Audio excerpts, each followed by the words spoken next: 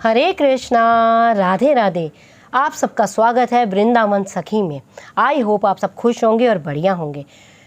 तो फ्रेंड्स, जैसे आप सब जानते हैं कि पितृपक्ष चल रहा है। पितृपक्ष में हमारे पितरों की पूजा होती है। जो हमारे पूर्वज होते हैं, हमारे पितृ लोग होते हैं। जैसे आप सब जानते हैं, जैसे पितृ होते हैं, पितृ किनको कहा जाता है? जो हमारे पूर्वज होते हैं, इस लोक को छोड़ के गोलोक धाम में चले गए होते हैं।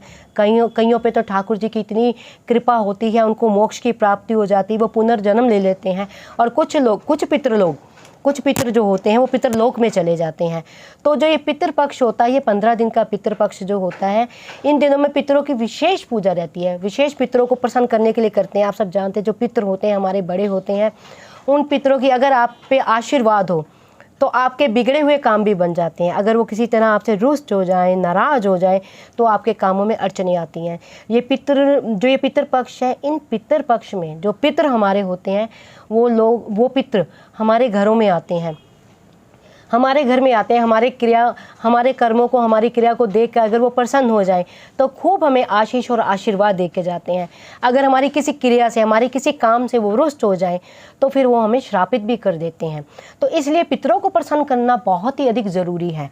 और ये विशेष दिन होते हैं जो पितरों की पूजा की जाती है। पितरों को प्रसन्न करने के लिए तरह तरह के उपाय किए जाते हैं। तो आज हम इसी बात के ऊपर चर्चा करेंगे कि पितरों को प्रसन्न कैसे किया जाए।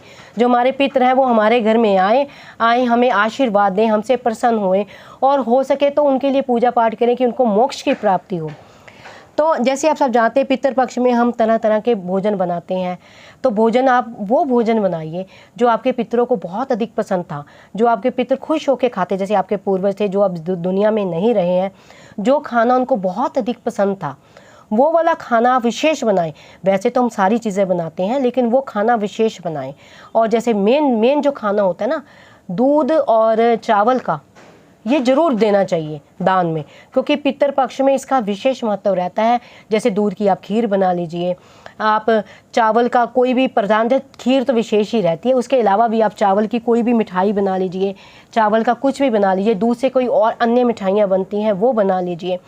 इसका विशेष दान का महत्व रहता है। और दक्षिण दिशा की तरफ मुँह करके आप घर में किसी ब्राह्मण को बुलाकर, 1 ब्राह्मण, 4 ब्राह्मण, 5 ब्राह्मण, जितनी आपकी यथाशक्ति है, जितना आप मतलब कर सकते हैं उतना अधिक कीजिए तो ज़्यादा बढ़िया है। घर में ब्राह्मण देवता को बुलाइए, उनके आगे आप पितरों का जो आपने भोजन बनाया है, पितरों को प्रसन्न करने के लिए ब्राह्मण देवता को दीजिए। आप ब्राह्मण देवता जी को घर बैठ के बड़े प्यार से आदरपूर्वक आप उनको भोजन खिलाइए। फिर जाते वक्त उनको कोई वस्त्र और दक्षिणा भी दीजिए उनको। और सबसे पहले आप ये कीजिए कि जो आपने भोजन बनाया उसके 3 भाग कीजिए। 3 भाग में पहला भाग तो दीजिए आप गाय माता को, दूसरा भाग दीजिए आप कौवे को, और तीसरा भाग दीजिए आप कुत्ते को। क्योंकि ये 3 भाग देने भी बहुत आवश्यक है। जो हमारे पितर हैं किसी न किसी रूप में हमारे घर में ज़रूर आते हैं। इन दिनों में हमारे पितर हमारे घर में किसी न किसी रूप में ज़रूर आते हैं। तो जितना आप दान पुण्य करेंगे, जितना उनके नाम का जप तप करेंगे, जितना आप उनके नाम का भोजन खिलाएंगे, उतना आपको अधिक फल मिलेगा, उतने वो अधिक प्रसन्न होंगे। तो आप हवन भी करवा सकते हैं, पूजा पाठ भी करवा सकते हैं। और पितृपक्ष में जितना हो आप नाम जप कीजिए, अपने पितरों के उद्धार के लिए नाम जप कीजिए, उनके मोक्ष की प्राप्ति के लिए नाम जप कीजिए। और उनके नाम का जितना आप अधिक दान करें उतना कम है, क्योंकि ये दिन विशेष होते हैं पितरों को प्रसन्न करने के लिए। और अपने घर में अपने पितरों की, जो आपके दुनिया में रहे हैं, माता पिता हैं, दादा दादी हैं, कोई भी आपके जो पितर हैं, उनके घर में हंसती हुई मुस्कुराती हुई फ़ोटो लगाइए, जिसमें वो प्रसन्न हुई जो फ़ोटो होती है, इसमें हंस रहे हों, वो वाली फ़ोटो लगाइए।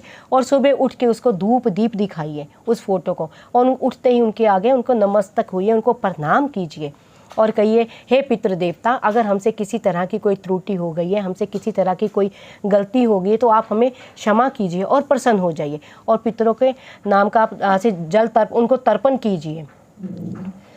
कीजिए, उनके नाम का पूजा पाठ कीजिए। उनको प्रसन्न करने के लिए तरह तरह के भोग लगाइए, उसके लिए तरह तरह के भोग बनाइए, ब्राह्मणों को दीजिए, गरीब बच्चों को दीजिए।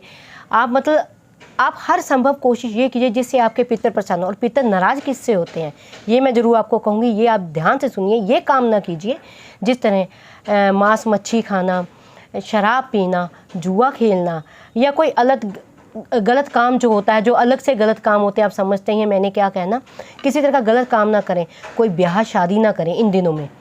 तो आप इन चीज़ों का ध्यान रखेंगे तो पितर आपके कभी भी आपसे नाराज़ नहीं होंगे। कोई भी गलत कार्य ना कीजिए, शराब, मांस, मच्छी, मदिरा का सेवन ना कीजिए और किसी तरह के गलत कार्य ना कीजिए। और कोई भी शुभ कार्य होते हैं जो निषेध होते हैं इन पितर पक्ष में करने के लिए, जैसे कि ब्याह, शादी, फंक्शन, ये ना कीजिए। बाकी आप जितना हो सके पूजा पाठ कीजिए, अपने पितरों को मनाने के लिए, प्रसन्न के लिए संभव कोशिशें कीजिए, क्योंकि पितर हमारे वो जल्दी ही प्रसन्न हो जाते हैं। पितर जब आशीर्वाद देते हैं, हर बिगड़ा हुआ कार्य जो हमारा बन जाता है। तो आप ये कोशिश कीजिए कि जितना हो सके अच्छे कर्म कीजिए। पितरों के नाम की मोक्ष की प्राप्ति करने के लिए आप पाठ पूजा कीजिए।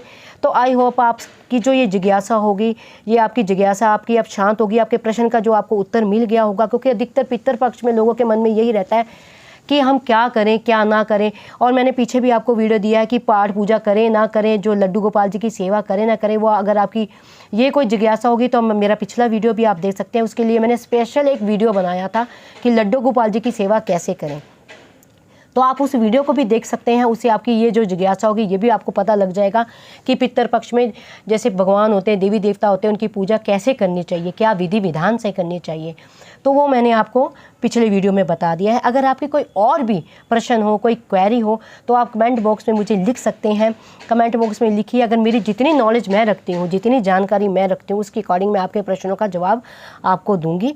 तो आप अगर इस वीडियो को लाइक कीजिए, शेयर। अगर आपको ये वीडियो, मेरी इंक्वायरी अच्छी लगी हो, आपको मेरी बातें अच्छी लगी हों, या कोई और प्रश्न भी आपका है, तो जितना हो सके आप मेरे वीडियो को लाइक कीजिए, शेयर कीजिए और सब्सक्राइब करना ना भूलें। हरे कृष्णा, राधे राधे।